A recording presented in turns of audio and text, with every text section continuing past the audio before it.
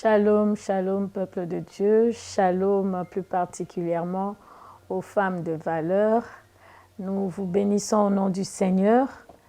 Nous sommes aujourd'hui à notre premier jour de jeûne et prière où nous exploitons pour ce mois de mai notre sous-thème « Les actions de grâce, actes de foi ».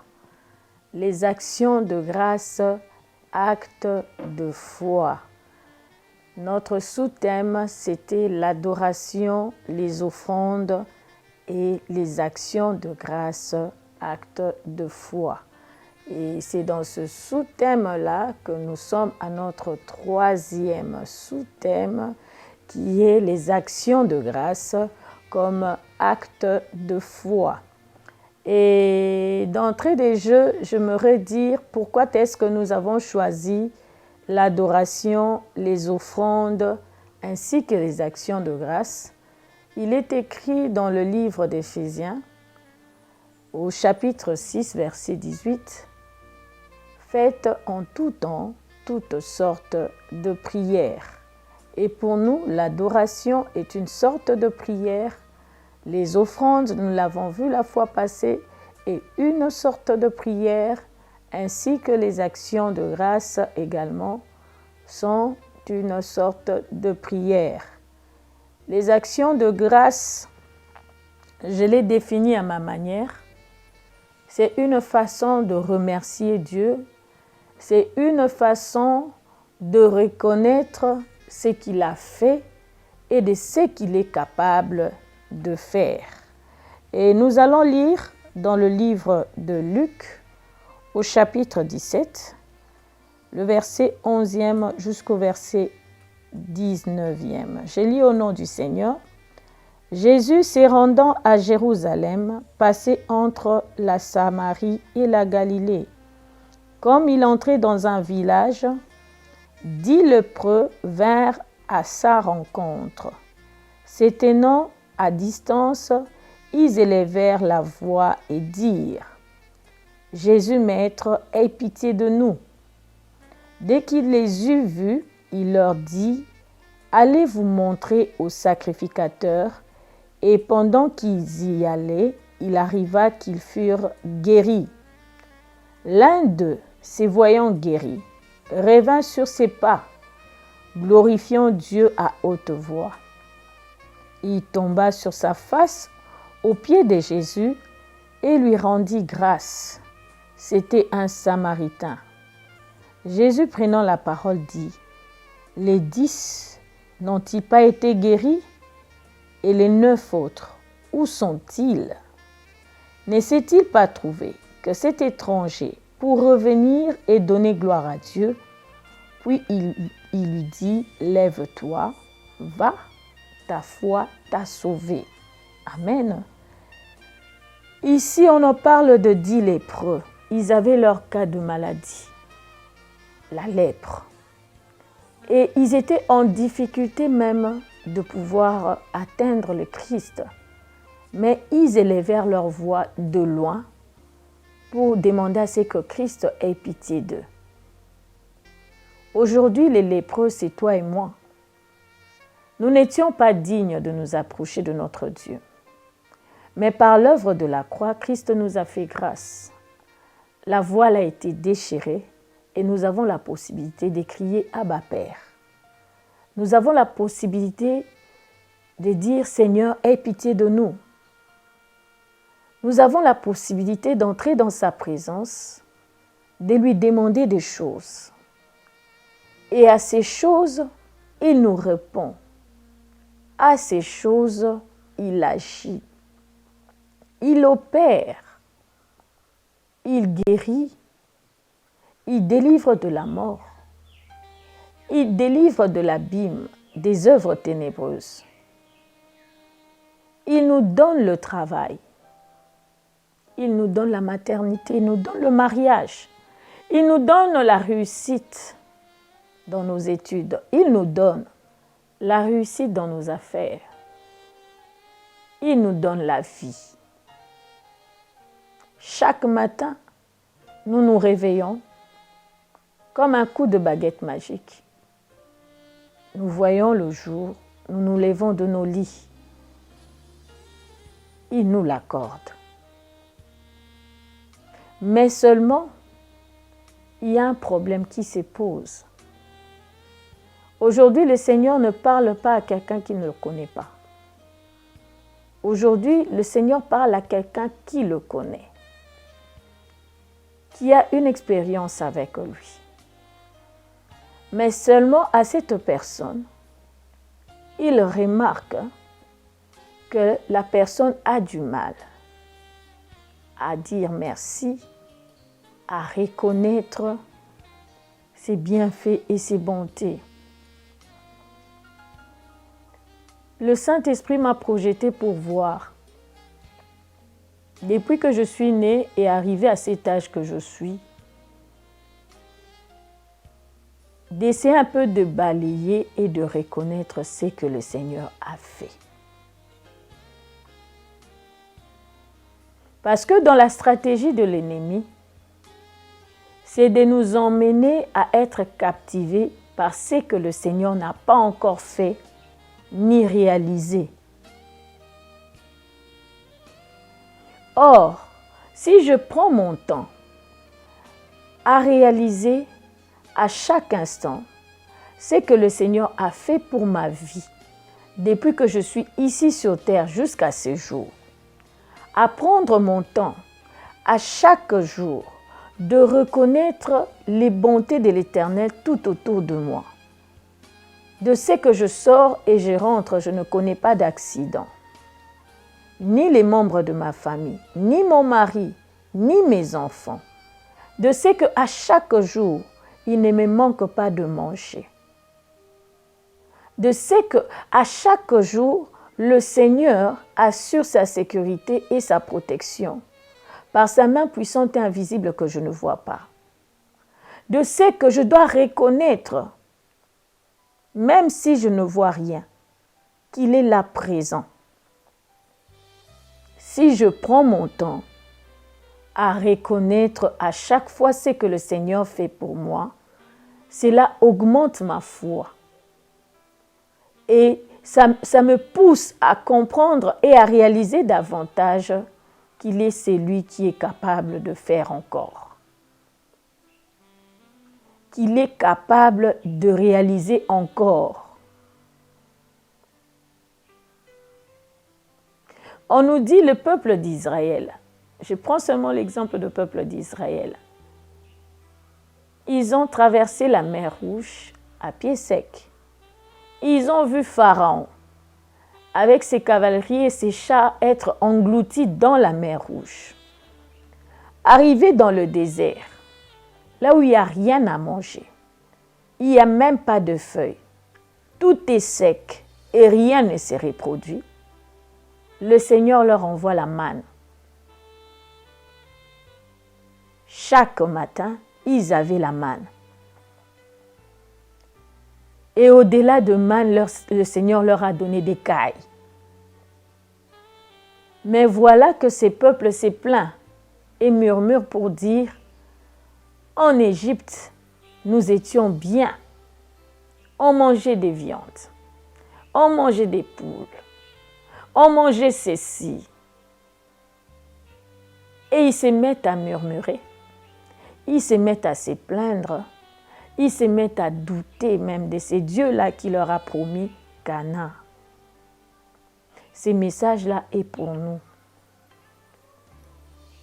Lorsque nous rencontrons des réalités ou des adversités, lorsque nous sommes face à quelque chose que le Seigneur ne nous a pas encore donné, pendant longtemps nous tenons à ce qu'il puisse nous le donner, lorsque nous sommes en face de blocages, lorsque nous sommes en face des oppressions, des complications, des maladies, lorsque nous sommes en face même de la mort qui nous guette, facilement l'ennemi dans sa stratégie, comme il a emmené le peuple d'Israël, il nous fait tout oublier.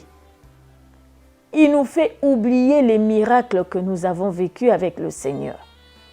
Il nous fait oublier ce qu'il a réalisé pour nous Alors qu'à l'époque, lorsqu'il avait réalisé, nous avons dit, ça, ce n'est que Dieu qui peut faire.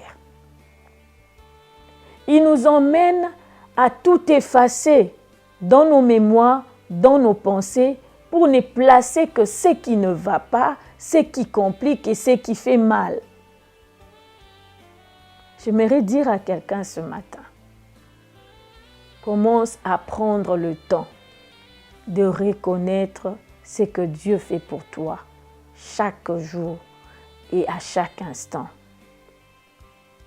Bien-aimé, j'ai toujours partagé cette image, c'est aujourd'hui que je le comprends, sur ma mère.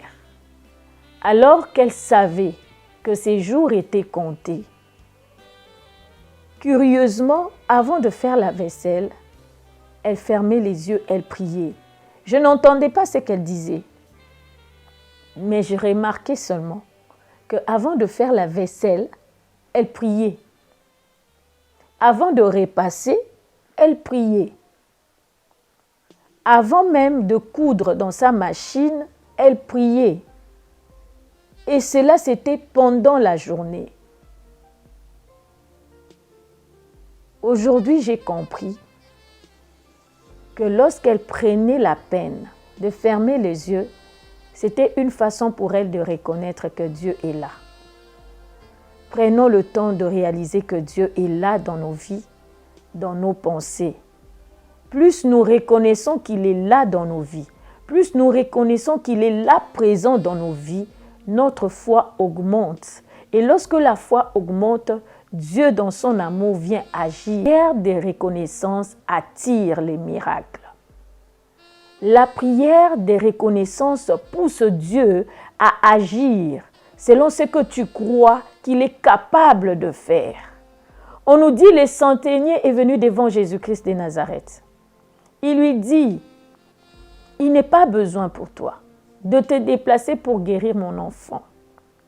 Mais dis seulement une parole et mon enfant sera guéri.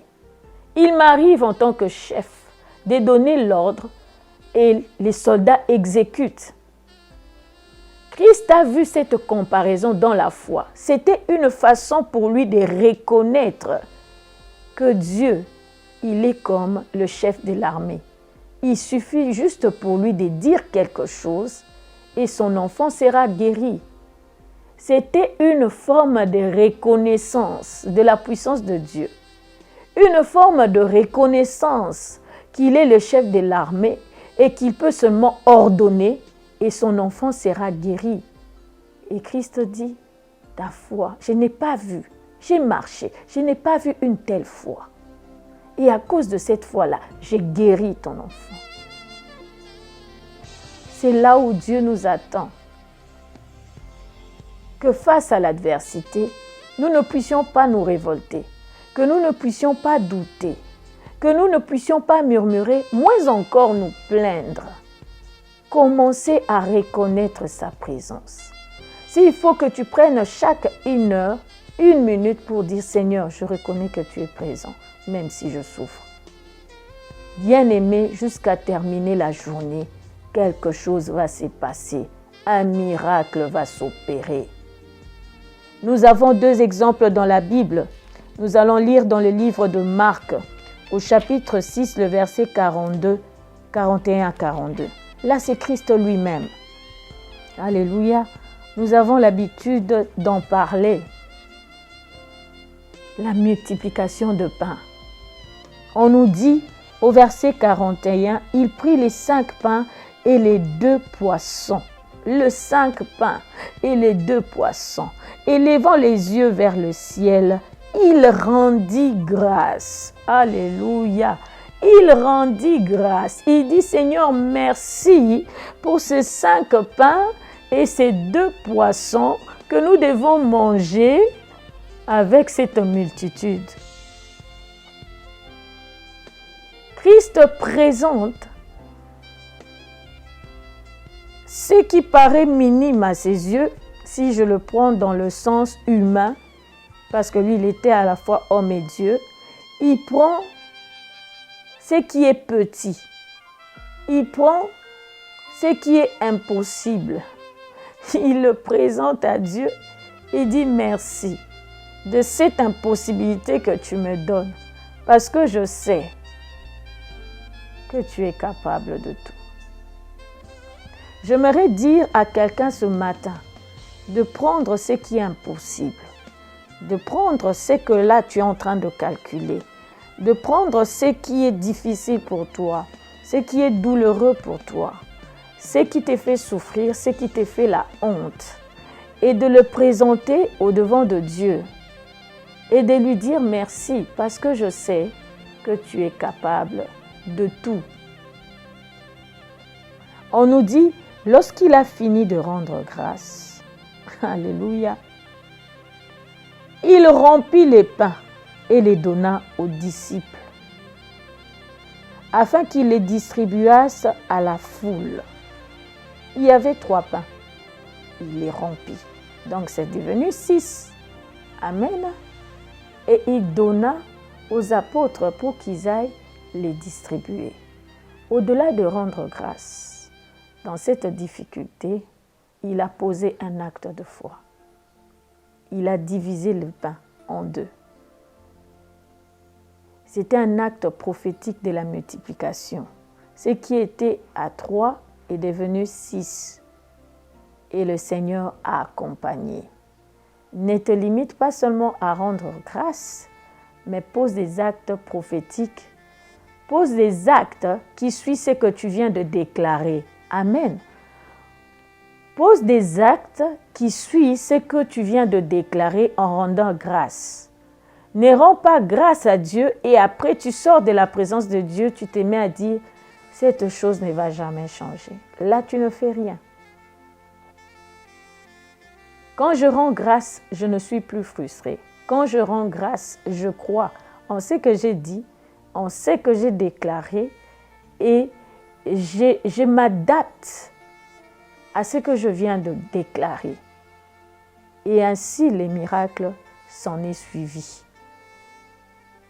Il y a eu plus de milliers des hommes qui ont mangé de ce pain et mangé de ce poisson. Toujours dans la Bible, j'aime bien Christ, il nous enseigne des choses. Dans Jean 11, notre texte de base de l'année, dans Jean 11, là encore, il est devant une fatalité. Il est devant la mort de Lazare. On nous dit, au verset 41, ils ôtèrent donc la pierre et Jésus leva les yeux en haut. Alléluia, et dit, Père, je te rends grâce de ce que tu m'exauces, tu m'as exaucé. Il leva les yeux vers le ciel. Il ne regarda pas à ce qui l'entourait. Il ne regarda pas la foule.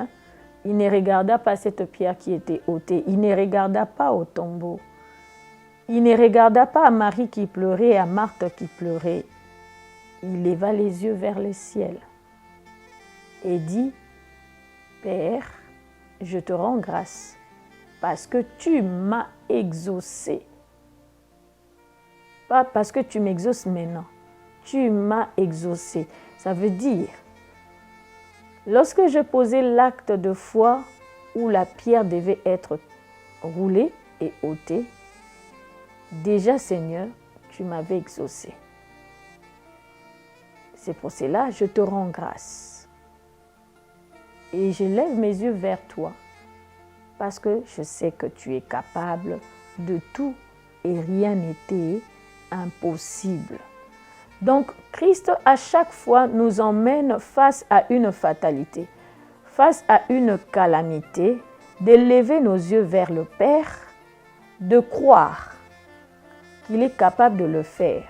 Déjà, le fait pour toi de lever tes yeux vers le Père et de le présenter, cette impossibilité, cette calamité, sache-le que Dieu t'a déjà entendu, Dieu t'a déjà exaucé. Entre dans cette dimension de la foi où quand tu rends grâce au Seigneur, tu réalises qu'il l'a déjà fait, même si tes yeux n'ont encore rien vu, même si tu n'as encore rien entendu, Même si tu vois les choses rester comme telles lorsque tu viens dans le monde physique, rends grâce à Dieu et demeure dans cette dimension-là de reconnaissance. Reconnais pour ce qu'il a déjà fait. Reconnais qu'il est capable de faire encore. Que Dieu bénisse sa parole.